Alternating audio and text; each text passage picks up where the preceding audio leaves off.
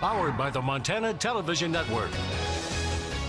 This is Montana This Morning from Montana's news leader.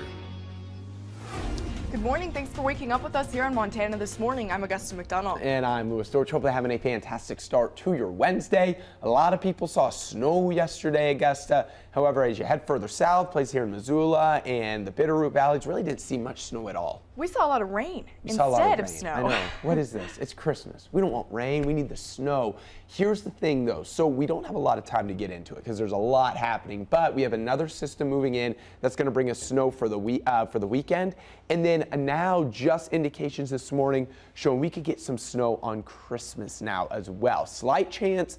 We're going to continue to watch that, but that's just something to look forward to, and we are still having some snow forecasted for today. So watches and warnings, still winter storm warnings for northwestern Montana, winter weather advisory, southwestern Montana, and just look at that. You see that little area for the Missoula and Bitterroot Valley, not a warning, not an advisory. We could pick up maybe a dusting to an inch, and that's about it for snowfall today. Avalanche warning, though, through 6 a.m. as well in places in Idaho and western Montana. In western Montana, that's the Flathead Range, Whitefish Range, Swan Range, and Glacier National Park, and that's going to be until 6 a.m. this morning. We'll talk about what we could expect for the weekend with bitter cold temperatures coming up.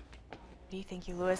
And our winter watch this morning, according to Flathead Electric Cooperative, over 2,000 homes and businesses are now without power in northwest Montana, with more reports coming in overnight. People are without power across multiple counties, including Flathead, Sanders, Mineral, Glacier, and Lincoln counties. The biggest outage right now is in Libby. The cooperative's map is showing an area covering the entire town that has no power. Close to 800 homes and businesses are affected. In Lakeside and the surrounding area, about 900 places are affected. Flathead Electric Cooperative said in a tweet early this morning that heavy wet snow and downed trees are causing these outages. For the most current information, you can go to their website at flatheadelectric.com/outage. They have some great maps there. And to keep an eye on the changing conditions in western Montana, all you need is a mobile device. Just download the KPAX-KJ Storm Tracker weather app to get on-the-go forecast from our Storm Tracker weather team. It's free in the Google Play or the App Store. Also on the Flathead, a 75-year-old man from Lakeside was killed yesterday in a fatal car wreck north of Browning. According to Montana Highway Patrol officials, there was only one vehicle involved in this incident that occurred in Glacier County. He was heading northbound on Secondary Highway 464 at about 4:30 p.m. on Tuesday when the vehicle drifted off the right side of the road. Due to snow, the vehicle continued down a steep embankment and struck a barbed wire fence and a rock with its back right tire before coming to rest at the bottom of that embankment. MHP officials say the road was covered in snow and ice, and speeding is also suspected as a factor in this crash. In this week's Montana Made, we meet a snowboard builder whose unlikely career path led him to Whitefish to do what he loves most. MTN's Jack Ginsburg introduces us to Notice Snowboards. Britton Ellingson is a third-generation Montanan and has always called Whitefish his home. After he graduated college, he moved to Jackson Hole, Wyoming to work as a video editor for the popular media company Teton Gravity Research. Then Britton moved back to Whitefish in hopes of furthering his career in the action sports world, but ended up on a much different path. There really wasn't any sort of like industry for action sports here. So I got a job in the oil and gas industry as a petroleum landman, which is basically like the mediator between the oil and gas companies and the middle owners or the farmers or whoever owns the surface acres too. After 6 years of working in the oil industry, Ellingson says he needed something new to fill a part of his life that was missing. I enjoy the whole process. I needed to fill that creative void, you know. That's maybe that was like one of the biggest things in oil and gas is like, yeah, like the money's great and everything, but like it's not a creative job at all. So he moved his family to Colorado to do snowboard repairs for the company Never Summer. After a few months, he realized he could actually build snowboards on his own. Pretty much thought I had these snowboard things figured out. So I sold my wakeboarding boat and built a snowboard factory. While I was there, Ellingson actually showed me the entire process of building one of his custom boards. The core goes on first, and you shape the core, and then you drill out the binding inserts, and then you put the sidewalls on the board, and then you put the tip and tail fill on it. So then your core is done, and then you do the base. So you use that same template, and you cut out your base material, and then you put edges on the base, and then you've got your base done, and you've got the core done. And then from there you do the sandwich construction process, which is basically the base and then a layer of fiberglass and then the core and then another layer of fiberglass and then the top sheet. Along the way, you needed to figure out your graphics and what you wanted on the board, there as well. And then you throw it in the press and let the glue dry and cure, and then you pull it out of the press, cut off all the extras around the sides, and then base grind all the glue off, make sure you get it really good and flat, and then you wax it. And then you ride it. He says it took a while to be able to make a living from the company, but he is finally there, making around 70 snowboards per year, and now wake surfboards in the warmer months. It's been, a slow burn to get it to this point, but now we have an operation that runs year-round. I build wake surfboards in the summer, it's a sustainable business now.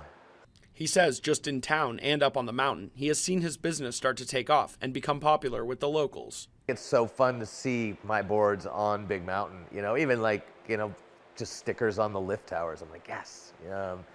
Ellingson says that it took a long time to get where he is, but he wouldn't trade it for the world.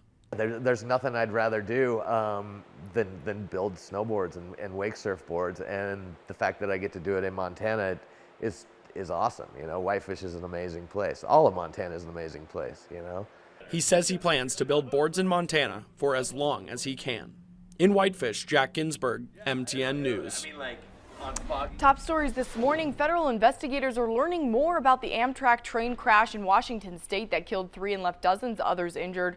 They say the train was traveling 80 miles an hour in a 30-mile-per-hour zone and that it appears the emergency brake engaged automatically. A conductor learning the new route was also in the locomotive cab with the engineer. Investigators will try to recover video from cameras on the train, which were badly damaged. And a bus in Mexico carrying passengers from a cruise flipped over on the way to the Mayan ruins, killing at least 12 people. Witnesses say there didn't appear to be any signs that other vehicles were involved in the crash. Mexican officials say Americans were among those traveling on the bus.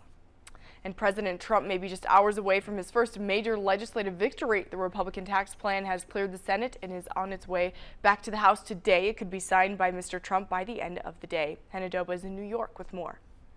The Tax Cuts and Jobs Act is passed. The Senate overnight gave the nod to the Republican tax reform bill in a vote along party lines. Moments later, President Trump tweeted in part, the United States Senate just passed the biggest in history tax cut and reform bill. We now add comprehensive tax reform, major middle-class tax relief, and making our businesses, both large and small, more competitive around the world. Independent studies find that most taxpayers will save anywhere from $60 to $51,000 next year, depending on their income. But by 2027, 53% of taxpayers will pay more than before. Savings for the very wealthy, though, will continue to rise. While Republicans insist future Congresses will prevent those tax hikes, Democrats on the Senate floor spent Tuesday arguing it should be this Congress making that choice. What has been sold as a middle-class miracle will instead deliver a hefty windfall to the wealthy. The far-right architects of this tax plan are going to be coming for your Social Security and Medicare before you take your Christmas tree down. The House voted to pass the bill yesterday, but afterwards 3 changes had to be made to provisions that violate Senate rules. House lawmakers plan to take up the legislation again today before sending it to the president's desk. Hannah Doba, CBS News. President Trump added in his tweet, if the House passes the measure, there will be a press conference at the White House later today around 1 p.m. Joining us now in the Weather Center, meteorologist Louis Storch has the latest on our winter weather. Louis. All right, thank you, Augusta. Good morning, everyone. I want to start off with this great photo sent in to us yesterday by Shelly up in the Seeley Lake region. A lot of snow up there. She said actually they had a little bit more snow than this, but some of that snow began to turn to rain in the afternoon time. So it began to melt a little bit, but you see a lot of snow up there. We had a lot of snow reported in places of northwestern Montana. Further south, though, in the valleys here around Missoula, down the Bitterroot Valley, saw no snow at all rain. So location and elevation was huge yesterday. Like I mentioned, though, another system, not nearly as big as this, but another system is going to be moving in Thursday night and Friday, and that's going to bring more widespread snow showers to all of western Montana. Here's temperatures outside right now: 31 Seeley Lake, 28 Phillipsburg, 34 Missoula, 28 Polson, 26 Kalispell, 33 Thompson Falls. We're at 32 in St. Regis. Some light snow still falling here in northwestern Montana. Expect light snow during the morning, and then we're going to begin to clear it out with cloudy skies by the afternoon. We're going to keep light snow showers here in west central and southwest Montana throughout the morning and pushing into the afternoon. Very little accumulation is expected. It looks like Stevensville, some of that snow action might be able to start hitting you here soon, down towards Hamilton as well, and Missoula, but we're only talking about an inch, 2 at most, if any, for the snow here in parts of the Missoula and Bitterroot Valley. And then we're seeing some snow showers around Phillipsburg, Drummond, Lincoln, and again, expect this activity, like I mentioned, throughout the morning time. Here's Lolo Pass. This is what it looks like up there. They got some plows on the roads, but still slippery over Lolo Pass. Lost Trail Pass. Haven't had any plows over there yet. Getting some deep snow on the roads at Lost Trail Pass. And then this is near Kalispell. Plows are out. Snow very light, but you can still see slippery roads out there. Take it easy, especially northwestern and over the passes if you're traveling this morning. Today's high temperatures mostly in the upper 20s and lower 30s with light snow. 32 Missoula, 30 Stevensville, 31 Darby, 32 in Sula. 7-day forecast: light snow today in Missoula, break on Thursday, better chance of snow Thursday night to Friday, then cold for the weekend. Kalispell 28 today, 23 tomorrow, 22 on Friday, then highs only in the teens, lows below 0 Saturday and Sunday. And then Hamilton, light snow today. We'll see a break from the snow tomorrow, and then again snow moves in Thursday night into Friday, then cold again Saturday and Sunday. Alrighty, thank you, Lewis. We will be back right after this break. It's time now for a look at your birthday shout outs.